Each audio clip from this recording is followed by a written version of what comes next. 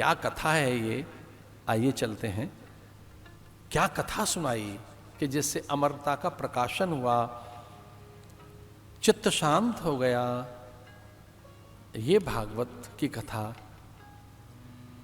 क्या है, उस दिशा में चलें। तो ये घटनात्मक, स्तुत्यात्मक, उपदेशात्मक, गेयात्मक, रसात्मक, लयात्मक, जपात्मक है, ध्येयात्मक है।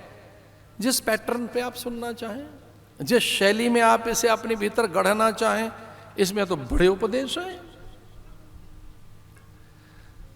और अगर आप तत्पर नहीं है उपदेश सुनने के लिए, श्रवण के साथ मनन निधिध्यासन करने के लिए, तो इसका अर्थ है आपने कपाट बंद कर लिए विकास के।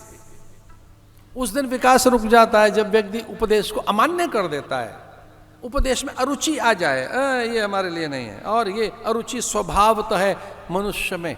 बालक उपदेश नहीं सुनना चाहता, उसे लोक लुभावन चीजें अच्छी लगती हैं। उपदेश, उपदेशात्मक है कथा। इसमें से कोई एक दो उपदेश जरूर लेकर जाना, ये ध्यान रखिए। एक दो कोई लेसन, एक दो कोई टीचिंग्स, एक दो कोई सूत्र, एक दो कोई मंत्र, एक दो कोई बातें जरूर लेकर जाना। मैं सारी मत ले जाओ, एक दो ले जाना ना। उपदेशात्मक कुछ उपदेश लेकर जाना।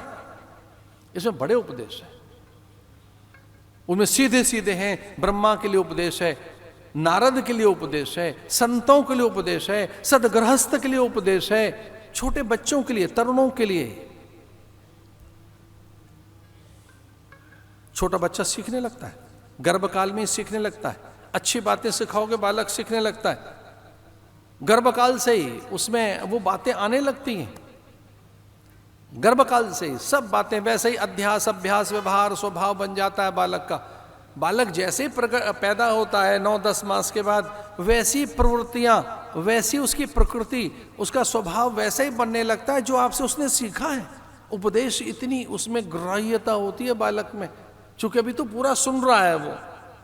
तो गर्भकाल में प्राय स्वाध्याय हो, अध्ययन हो, अच्छे उपदेश के साथ जुड़ें, खान पान ठीक रहे, आहार विहार प्रकृति आपकी ठीक रहे, बालक की निद्रा ठीक रहे।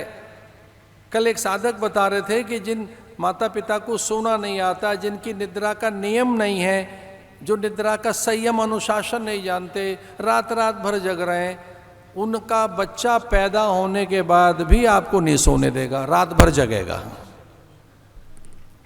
ऐसी उसकी हैबिट्स, ऐसा एटीट्यूड्स, वही उसकी चीजें बन जाती हैं।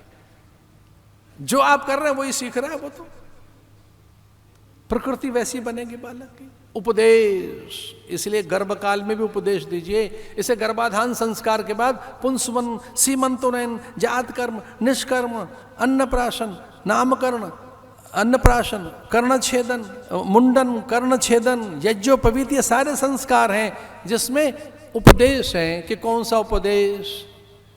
विवाह संस्कार में उपदेश है कि विवाह में क्या करना है। और कितना हास्यास्पद है, अन्य विवाहों के विषय में बताया गया कि अन्य लोग विवाह के संस्कार में दिए जाने वाले उपदेश को ध्यान से सुनते हैं, और यहां वो पता नहीं क्या है, आडंबर में, आयोजन में, पकवान, व्यंजन, मिष्ठान, वस्त्र, आभूषण, विविध प्रकार की और चीजों में ध्यान है, उपदेश में ध्यान नहीं है। विवाह के समय उपदेश क्या दिया जा रहा है, कोई ध्यान नहीं। संस्कार क्या हो, कोई ध्यान नहीं है। इससे बड़ी और विडंबना क्या होगी हमारी। तो कथा उपदेशात्मक है, और दूसरा स्तुत्यात्मक है। स्तुति सीखो कथा में से, कि क्या बोलें, कितना बोलें, कब बोलें, कैसे बोलें, किससे क्या बोलें। देवताओं के लिए स्तुति, सूर्य की स्तुति, धरती की स्तुति। अरे एक मंत्र तो आए आपको कम से कम धरती को प्रणाम करने का। इस कथा में से ये 5 मंत्र ही सीख के चले जाओ कि धरती का मंत्र कौन सा है, जल का मंत्र कौन सा, अग्नि का मंत्र कौन सा है, भोजन का मंत्र क्या है, सोने का मंत्र क्या है, जगने का मंत्र क्या है। हम कहाँ आपको पंडित बना रहे हैं, 5 बातें तो पता हो, आप गर्व से कह सकें मैं सनातन धर्मावलंबी, मैं हिंदू सनातन धर्मावलंबी, मुझे पता है कि सोने का मंत्र कौन सा है। आंखें बंद करके निद्रा देवी से मिलने जा रहे हैं, पता तो हो मंत्र क्या है। दुनिया भर की जानकारी है। हम निद्रा का मंत्र नहीं जानते, जागरण के मंत्र पता नहीं है, सुप्रभातम का बोध नहीं है, भोजन करते समय क्या मंत्र बोलें, भोजन संपन्न हो गया अब क्या बोलें, धन्यवाद कब दें, शैया पर जा रहे हैं तो क्या विचार रखें। ये से कहेंगे स्तुत्यात्मक, स्तुति करिए।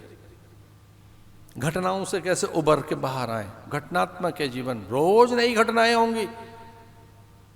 जब आज तक होती रही तो कल भी होंगी, फिर होंगी, पता नहीं कितनी होंगी, कितनी घटनाएं होंगी, पता नहीं क्या क्या परिस्थितियां आएंगी, पता नहीं किस प्रकार के झंझा आएंगे, पता नहीं कितना एडवर्स और पता नहीं कितना ऑड वो आएगा, ऑड सिचुएशंस उनको फेस करना है भाई, चुनौतियों को, उन कठिनाइयों को। तो उसके लिए ज्ञान ले लो थोड़ा, उसके थोड़ी सामर्थ्य ले लो कि जब प्रतिकूलता कोई आए, कुछ असहज हो सकते हो, तब असंगत हो सकते हो, ये कथा वो देगी आपको, आपकी पोर्टली में उन सब चीजों को ये रख देगी। और वो यहाँ इन बिल्ट तो है ही, हमको पहले से तो पता ही है, बस वो निकल कर आ जाएंगे बीज। इन कथाओं से बीज जग जाते हैं, अंकुरित होने लगते हैं, और वो बीज है धर्म का, धर्म बीज। पांडवों की स्मृति और उनके कुछ आख्यान से, पांडवों की जीवन की कुछ घटनाओं से कथा आरंभ होती है। बड़े प्रिय हैं कृष्ण को पांडव, उनके साथ ही खड़े रहे वो पांडव उनके साथ, क्योंकि वहां उनकी बुआ कुंती थी, वहां भगनी सुभद्रा, उनका एक ही अंश नर के रूप में अर्जुन, कभी छोड़ नहीं पाया द्वारिकाधीश, उनको कभी नहीं छोड़ पाया, क्योंकि वो धर्म के साथ थे, वो कभी छोड़ नहीं पाया उनको, एक भी पल दूर नहीं रह सके।